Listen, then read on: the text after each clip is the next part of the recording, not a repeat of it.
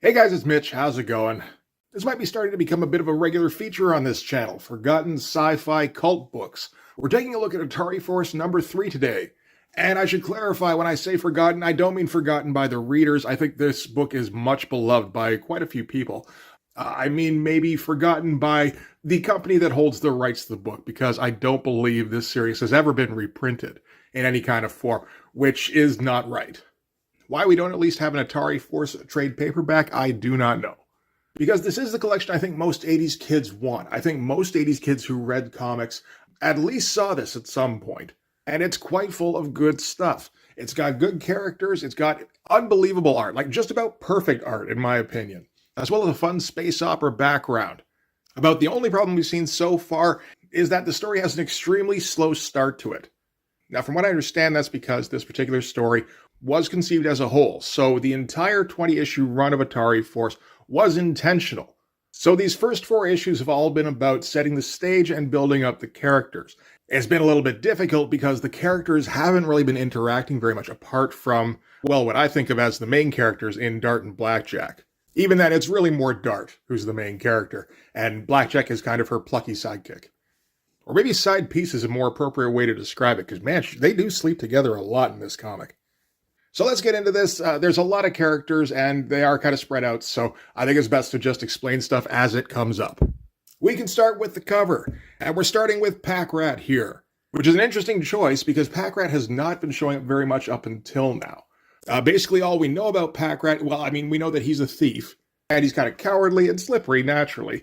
But when he gets cornered, which it seems he often does, he usually snaps and shreds everything in sight. So this cover here, with Pack-Rat Goes Wild, is maybe not that much of a surprise. It's like, yes, that's what he does. That's all we've seen him do, really. And of course, we get our usual, just kind of creepy shot of Pack-Rat, because he's a creepy character. I get the impression he's intended to be kind of cuddly. It feels like Jose Luis Garcia Lopez is trying to walk a little bit of a thin line with Pack-Rat in trying to make him like sneaky and kind of cute, but also dangerous. And what comes across maybe more often than not is get your weird rabbit gerbil away from me. That said, nice looking cover, unreal figure work as usual from Jose Luis Garcia Lopez. And nice job with the directional devices, particularly putting us in the position of like last guard standing here, pointing a gun at Pack-Rat as he goes feral.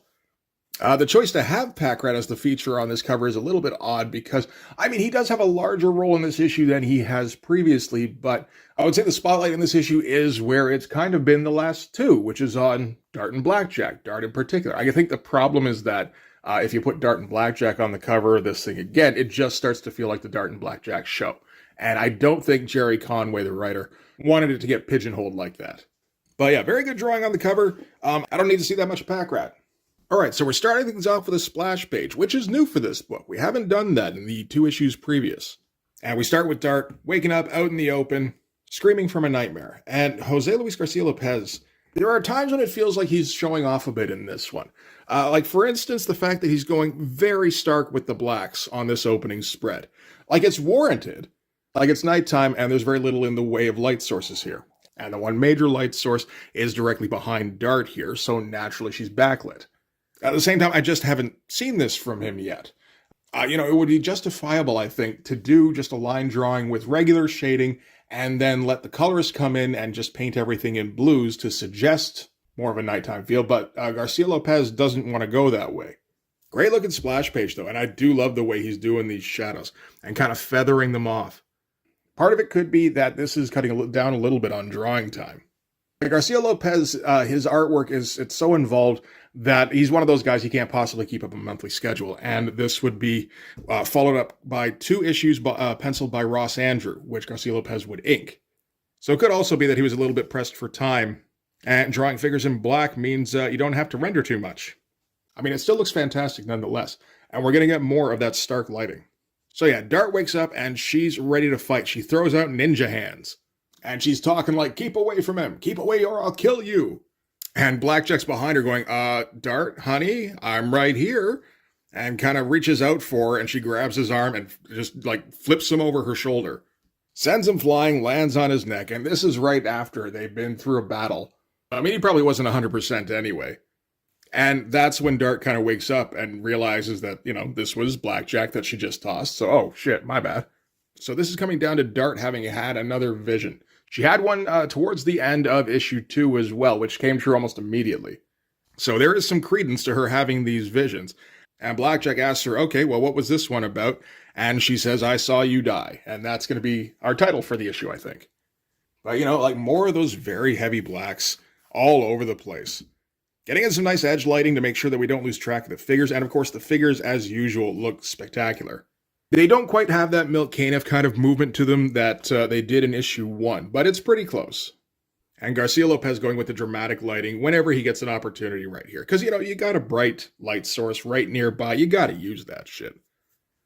And yeah, so we're just going to get dramatic to start things off with. So yeah, Blackjack hears that. He shrugs it off. He's just, okay, I've been close to death like a dozen times. But if it'll make you happy, we'll leave this rock tomorrow. Does that sound okay? And that was all Dart needed to hear. So she jumps him immediately, as is kind of tradition with these two. They don't really mess around when, they want to get busy. They start taking off their clothes. An interesting choice here to end on, as we go with a truncated panel stretching our characters here beyond the borders. But of course, keeping them lit by the fire right behind them. It's an interesting choice. It's not one I would have even considered. All right, so from there, we're going to cut to the custom satellite Caspiar. The interstellar liner Omicra hooks up to an umbilical docking port, and then all the passengers depart. So this is us catching up with Pack Rat, who has mostly been relegated to very small kind of support features up until now, where he'll get like 2 or 3 pages in a book to just kind of remind everybody that, yeah, no, he's still here. Pretty great looking tech, too, for this ship hooking up. And just like standard passenger tube here, just got a humdrum. This is everyday stuff. But yeah, no, everything looks great there. So as the passengers are departing, we've got a security force standing by, and they're waiting to search the ship because they're aware that Pack Rat was on board. Pack Rat, of course, has been very clever, and instead of hiding on board the ship and trying to evade them, what he's done is he's donned an outfit marking him as a baggage handler. So as soon as they hook up, he mixes in with them, takes off with the baggage handling, and then as soon as he gets an opening, crawls into a port and, he's congratulating himself the whole way. It's just so sneaky, so clever. Except not so much, because as soon as he gets on board the station, that's when he gets confronted by some guards. And it's not like he's going to go unrecognized, because the guy in charge of the guards is his brother, Rydant. This is all mostly functional stuff, but we're still doing some interesting things here. Like, just dropping this panel here so that it connects both of these panels here, approaching the ship at a bit of an angle to get that kind of floating in space feeling, and extending this figure here beyond the panel border. All of these panels here being kind of free-floating, really. And again, we're going with a background panel that is a little bit too small for the figures, very intentionally so. All right, back to Dart and Blackjack. As said before, they're determined to get off this rock. So they're going to go purchase a very small ship from a junker somewhere. And this panel absolutely rules. It is doing the same thing, where it kind of shortens up before we get to our 2 main figures, which does stand them out. You look at them like first thing on this panel. And on top of that, we've got these 2 figures, which, again, look absolutely fantastic. We've got all the little equipment in here, which all looks great. It's nice and detailed, and looks to be properly proportioned. We've got all these ships in the background, including this very nice-looking small craft. And everything appears to relate to each other properly, in terms of where it stands in physical space. It's a really impressive-looking panel. And Dart and Blackjack are in a position where, the merchant is overcharging them for this piece of junk, and they know it, and the merchant knows it. They all also know that they don't really have much of a choice. So yeah, they're going to shell out the inflated price. And as soon as they take off, he turns to some dude with some giant tusks. And this guy works for the primary antagonist in the book. General, I don't remember his name. He's not in this issue. I feel like we have very rarely actually seen his name, although he is brought up fairly often. So, his presence doesn't get forgotten. We're going to need to be reminded of his name at some point. And the merchant here is making the most out of his opportunities because he's also being paid off by the underling of the evil general. Now, they don't say specifically what he did, but I believe the merchant planted a tracker on the ship. Because it says here, you may inform your master that I have done as he requested. And then he also adds that they won't get 7 light years before the driver blows. So he sold them a lemon, knowing they'd break down, and they'd be stuck in the middle of nowhere and sitting ducks for the evil general once he tracks them down. All right, so now we're going to cut to Tempest, otherwise known as Chris Champion. And as usual, Tempest is running through some tests. That seems to be most of what Tempest does at the beginning of the story here. At this point, he's trying to focus on not using his phasing/teleportation powers, but he gets put in a tough situation because he manages to get tripped by, well, just a tripwire here, and starts falling right into an open pit. He doesn't have much of a choice, so teleports out of there right into the control room, where he confronts the chain-smoking Dr. Ventura, and just starts going off on her, because that's kind of what Tempest does. He's a very emotional dude. You know, I think he's meant to be a teenager, and he's kind of neglected by his dad, and, you know, he just got shot down by his girl. And, I mean, his name is Tempest, so it does all kind of fit in. So, yeah, he unloads on Dr. Ventura at first for being stuck as her pet freak, and then pretty much immediately walks it back and apologizes, and, you know, they're going to go for a little walk. And they're going to have a talk about, basically, Tempest's background, why he is the way he is, basically what kind of expectations he has on him, that sort of thing. And again, another really impressive shot, like almost a splash page. You know, Tempest and Dr. Ventura are pretty small in the panel here. This is mostly just about showing us the world behind them here. Which might be for the best, because one thing Jerry Conway hasn't been doing a whole lot of is really description about the world. You know, we get lots of little peeks into the world. Like this is the, I don't know, the Atari station or whatever it is. So this is the home of Tempest. This is the home of his father, Martin Champion. Morphia also lives here. Dart lives here when she's not out chasing tail. So we do need a big shot to kind of give you an idea of what the space looks like. It would be a little nice if we got some description, just kind of describing the bustle, describing just, you know, what the purpose of this station is, really. They might have said it in the last issue, but I think I read that about a year ago, and if they did, I don't quite remember it. So yeah, they're kind of talking about, well, yeah, Tempest's upbringing and just kind of the situation he's in right now, where his dad has basically sequestered himself inside of this surveillance pod, because he's under the impression that there's some kind of gigantic evil threat that's permeating the universe. And he's been sequestering himself like that for a couple of years by the sound of it. So his son has been completely ignored all that time. His mother died while in childbirth with Chris. So Dr. Venturi here has kind of acted as a surrogate mother to him. And there's some kind of question about the manner of her death, because it seems to have been tied to her posting in Atari Force, and the fact that she was in touch with whatever the multiverse is in this version of DC.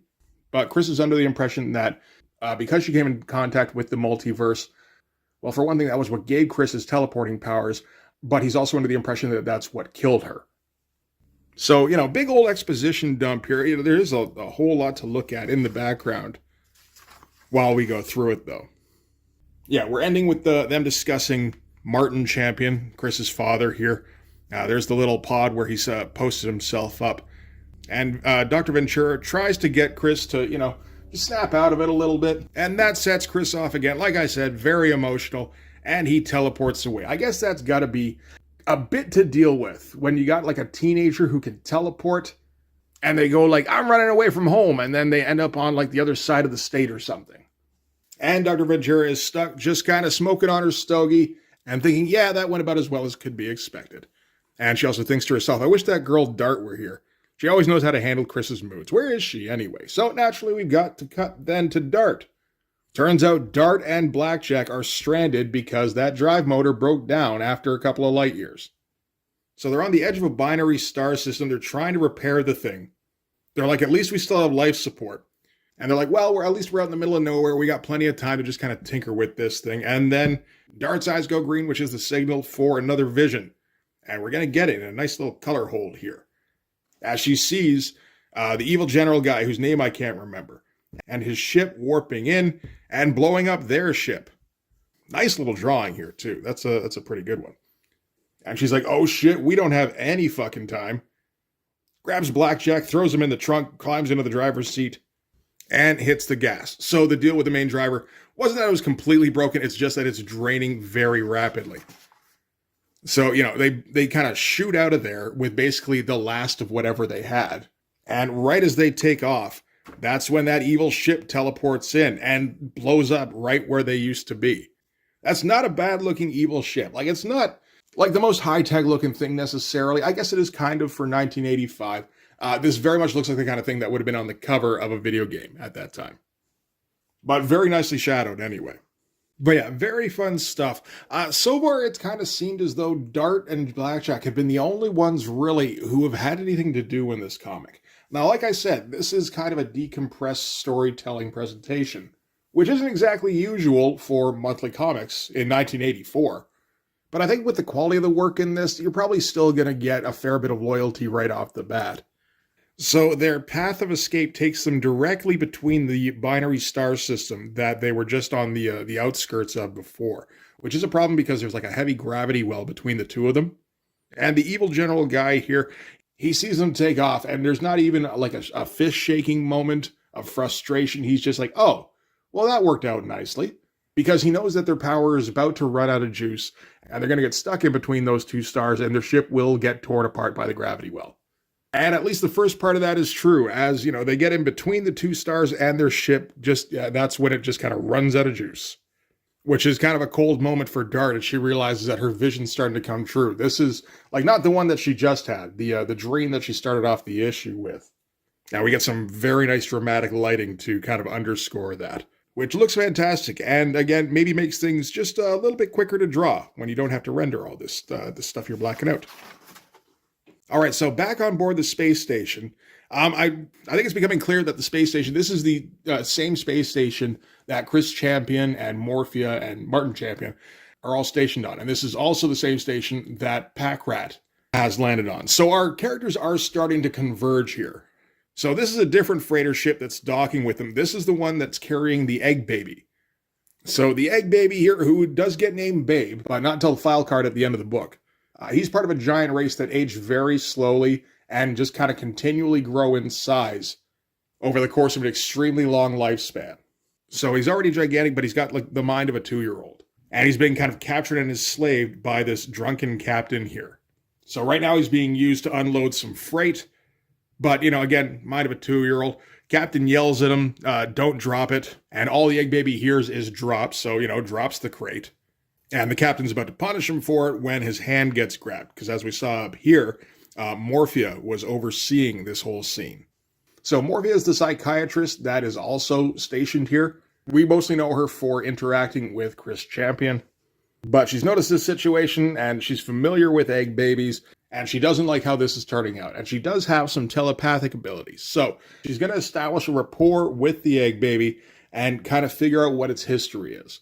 And she sees the whole deal, where it was born, how it started to grow up, and how he was captured by the captain, who is kind of represented as this like evil goblin in the Egg Baby's memory. You know, the captain's trying to present this as he rescued the baby, but the baby obviously remembers it differently, as he was lured aboard the ship and then imprisoned, which is the correct interpretation. Morphia tries to assure him that soon he's going to be free, and, you know, the captain starts to object, but Morphia turns her telepathic powers on him, hitting him with a mind sting, which she apparently has. This stuff all looks pretty nice. You know, we're still going with some slightly imaginative page layouts here, where we're getting, you know, like no panel borders here, and then kind of shrinking the size of the panels as we move in here for like a smaller moment. Get another kind of expanded panel here as we're going for more of a montage shot with the baby's kind of jumbled memories. And it gets a little bit representational. It's pretty good stuff. It's not quite up to the standard, I'd say, that Garcia Lopez set in the previous 2 issues. But as I said, I think he's starting to run up against the clock on this. For whatever lead time he had leading into this series, he's used most of it up on absolutely exquisite-looking pages. And now he's got to draw, like, slightly more run-of-the-mill type pages. He's still going to make things interesting when he gets an opportunity. But back to Morphia here. After she rebukes the captain, she walks away because she's going to go and talk to someone in administration to get the baby freed. So from there, we have to cut back to Packrat, where Packrat is finally going to get more than 2 pages in an issue. So he's being walked through the station, one can assume to a detention area, by his scolding older brother. And his brother's giving him shit because their family has a long history of law enforcement. You know, it's kind of stereotypical to have a rat character and then have them as a sneaky thief rogue type character, but then you have it that he's the black sheep of the family. And that kind of, you know, balances it a fair bit, I think. So yeah, Ryden here is just giving him shit the whole way, and Packrat is just kind of shrugging it off, making some jokes, you know, kind of being lighthearted about it, because that's his personality most of the time when he's not a feral animal. So as they're crossing the bridge here, Pack-Rat decides he's got an opportunity, delivers a nice little kick to the guard closest to him, and goes leaping over the side. Great looking drawing here, popping out of all sorts of panel borders. Like, this is the kind of thing you would call an anchor image in about like 5-6 years. So like, what do we do? Because they know that Pack-Rat is Raiden's brother. Like, you know, do you want us to like take some kind of special consideration here? And Raiden is like, do your fucking duty and shoot that guy. So they start taking shots, but Pack-Rat's a little bit too quick, finds himself a tunnel, and starts working on freeing himself of his manacles. But yeah, that's some great looking stuff. So once he gets the manacles at least broken, that's when the guards catch up to him. And they start closing in on him, and Raiden's right behind them. And he's like, no, don't corner him. And even though he probably knows that, you know, with his brother there, you know, they've got him trapped, his brother's not going to allow the guards to kill him or even probably hurt him all that much. But just the being trapped mentality is enough. And once again, Pack-Rat snaps, because that's his thing. You know, the kind of guy where, you know, like he's a stand-up guy, except for that one thing he's got, where he doesn't tip or he likes cricket or something. Pack-Rat's like that, only his thing is that when he gets trapped, he gets murderous. So leaps right in and slashes out the first guard's throat. You know, we're not coloring it quite red, but that's very clearly what's going on as we get like some blood splashing out here. And we get the close-up on Pack-Rat as he busts out of the panel border because, you know, he's just untamed at this point. Make sure to close in on his red eyes, too, to really terrify the kids. There is a bit of a question with this of, like, who's this comic aimed for? I'm not 100% sure. You know, the subject matter is very clearly kiddie fare. It's based on a video game, the characters are almost cartoons, and it's all space opera and shit. You know, like, this is prime material to be just kind of a humdrum 80s sci-fi comic. And then Conway and Garcia Lopez are just like, yeah, but like, what if it wasn't? You know, what if we slot in some like 40s style war comics in issue 2? What if Dart and Blackjack just can't stop banging? What if everybody smokes? And what if the cuddly little plushie just loves tearing out throats? You know, like, as somebody reading this, you know, now that I'm older, I don't really mind it all. But I got to think there was some, you know, like maybe some concern about some mixed messages back in 1984. I assume this is Comics Code approved. Yeah, it certainly is. So it's not like this was like direct market only or anything. And they don't quite push the bounds of like PG, but like it gets pretty snug there sometimes. So yeah, Pack-Rat now is going to tear through everybody because when he's not like a soft-spoken, smiling, charming rogue character, he's an unstoppable killing machine. Raiden's yelling at him to stop. Pack-Rat just kind of kicks him to the ground and runs off.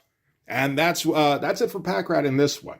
So he got a little bit more time, although it did kind of amount to the same thing from what we've already seen of Pack-Rat, which is just that, yeah, no, he's a little bit insane. And insane in the same way every time. Although at least we did get the backstory with his family in this one. And we placed him on the space station, so we can have him start interacting with the other characters in the next issue.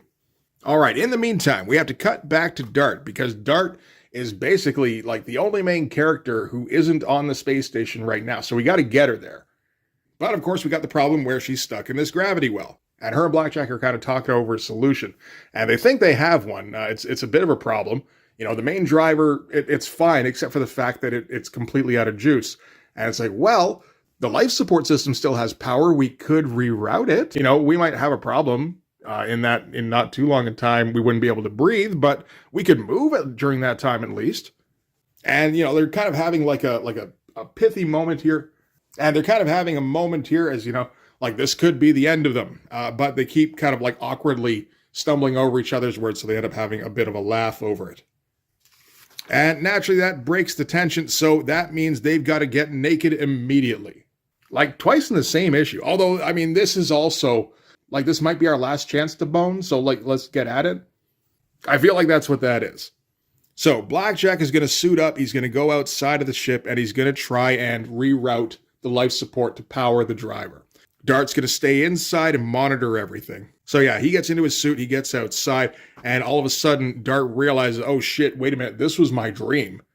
And as Blackjack is hooking the life support to the driver, something shorts out. And it ignites the driver immediately. And the ship takes off at top speed. It does break out of the gravity well, but I mean, naturally, it leaves Blackjack stuck hanging there in just like out in space. And yeah, we're going to get like an extended sequence here as the ship takes off and Blackjack gets smaller and smaller in the rear view. And there's nothing she can do about it because like the thing's a piece of junk. She can't even stop right now. So she has to resign herself to the fact that, shit, that's Blackjack dead. And that is where we're going to end the issue here. It's a pretty quick wrap up, but like that is pretty dramatic. And for a book that has had a little bit of difficulty finding things for our characters to do, you know, we had some stuff for the characters to do here. So that's a nice way to end things. Oh, we're going to get some file cards now. And we finally got the file card we wanted with Dart. And we get kind of the history as well as Morphea's breakdown of like her psychology. We're also going to get an ad for a Zorcom spaceship. That is a cardboard too, by the looks of it. Gotta love 1985. All right, we're also going to get Babe. Yeah, again, we get the breakdown. And we also get these, like, you know, character sheet illustrations that Jose Luis Garcia Lopez does very well. Because that's also one of his jobs at DC, is to draw the character sheets for, like, every main character in DC. Get your front view, get your profile view, get a shot of the character kind of in action. And Morphea also has to come up with a write-up for herself as well. That seems like it could potentially be self-serving, but I don't think it was. And we're starting to get letters on Atari Force number 1. And people seem to be very happy. There's a lot of, you know, I've never written in before, but I kind of had to on this one, which is nice to see. All right, so that's it for Atari Force number 3. You know, still kind of slow moving. We're still having to see most of our characters in a very fragmented kind of way, where we get a little bit with each of them, and we're moving them closer to, you know, meeting up together. At least we got a little bit less of Tempest in this one. You know, I feel like we focused on him a lot in the last couple of issues, and like I haven't had enough of a reason to like that guy just yet. Honestly, I feel like we missed one in that we didn't cover any of Martin Champion in this one. I mean, I guess we spent a fair bit of time with him in the last issue, and I don't think he's doing anything different in this one, so that does make some sense. But yeah, and it looks like we're going to get Dart hooking up with the rest of the group pretty soon. I assume that's the direction she's pointed in, and she will hook up with the space station in the next issue. I don't believe Blackjack is dead, but man, they sure made it look like he was. So props to them for that. And there is the whole thing with the evil general, which hasn't been elaborated on very much at all. You know, he's kind of thrown out a couple of plots where he's mostly focused on trying to kill Dart. Although it seems like he does have other threats that he wants to focus on as well. That's just been like his primary target for a little while. And we haven't had much of a reason why. I think that starts to get set up in the next issue. So the writing is starting to come together a little bit. Again, very slowly. The art, it feels like, was a bit of a step down from the previous 2 issues, which I don't think is exactly a black mark against Jose Luis Garcia Lopez. I mean, it's just that he set the standard impossibly high for a monthly book. He was bound to have an issue where he slipped. And I mean, Garcia Lopez slipping, it's not exactly like a long tumble or anything. It's just, oh, he's just very good now, as opposed to some of the best art I've seen in comics. You know, I think we can forgive him on that one. So, yeah, I think the next couple of issues are going to be drawn by Ross Andrew. So that's going to give Garcia Lopez hopefully a bit of time to get caught up and get the book looking, you know, like how we saw it in the first couple of issues, because that really was some breathtaking stuff. If this is kind of the level the book is going to rest at now, when Garcia Lopez is on pencil duties, like it's going to be up to Conway at that point to really take over on the writing and make sure that this becomes a book that where you get invested in the characters and the events happening. We haven't had that yet. It really has just been riding on Garcia Lopez's shoulders so far. So we'll have to see how the balance of that happens, and I'm looking forward to checking out the next issue. But for this one anyway, that is going to do it. So thanks very much for watching, guys. If you like this video, please hit the like button. You know, it helps with the algorithm stuff. If you want to see more, hit subscribe. If you really want to help out, in the description, there's my link tree. So follow that to my Patreon, subscribe there. That'll give you access to everything I do. So all sorts of videos, all sorts of Blood Force comics. You can also follow me on Instagram and DM me there for commissions. But yeah, that's going to do it. Thanks again for watching, guys. I'll see you in the next one. Bye-bye.